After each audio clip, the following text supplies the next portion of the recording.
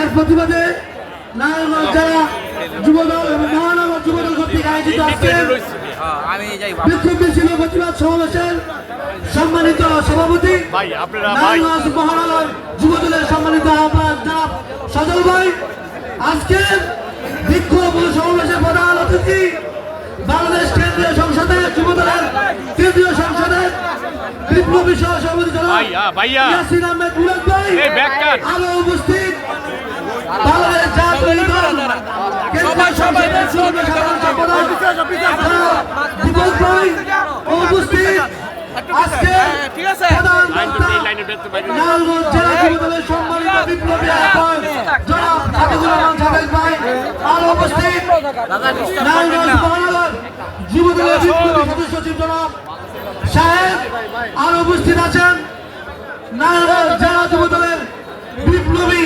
খেলাধুলিত নেতা মশিউর রহমান রনি ভাই, আরো উপস্থিত নারায়ণগঞ্জ জেলা মহানগর বিভিন্ন ইউনিটের নেতৃবৃন্দ, সবাইকে আসসালামু আলাইকুম। আপনারা জানেন এই ফ্যাসিস্ট সরকারের কিছু প্রেতাত্মারা কিছু মিথ্যা কথা বলে সাধারণ মানুষকে অপপ্রচার করে শান্তির জনগণকে অশান্ত করার চেষ্টা করছে।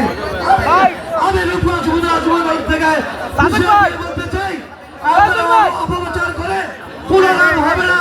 আমরা রূপগঞ্জ যুবদল তথা সর্বদাই আন্দোলন সংগ্রামে আমরা রাজপথে ছিলাম এবং আপনাদের সেই রাজপথে থেকে সেগুলো মোকাবেলা করবো ইনশাল্লাহ।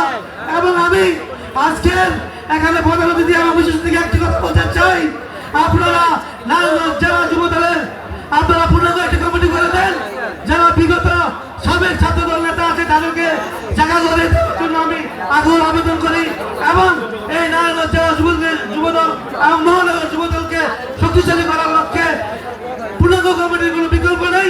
এবং আমি দেশ নায়ক জনাব তারেক রহমানকে ধন্যবাদ জানিয়ে আমি আমার সংক্ষিপ্ত বক্তব্য শেষ করলাম। আসসালামু আলাইকুম।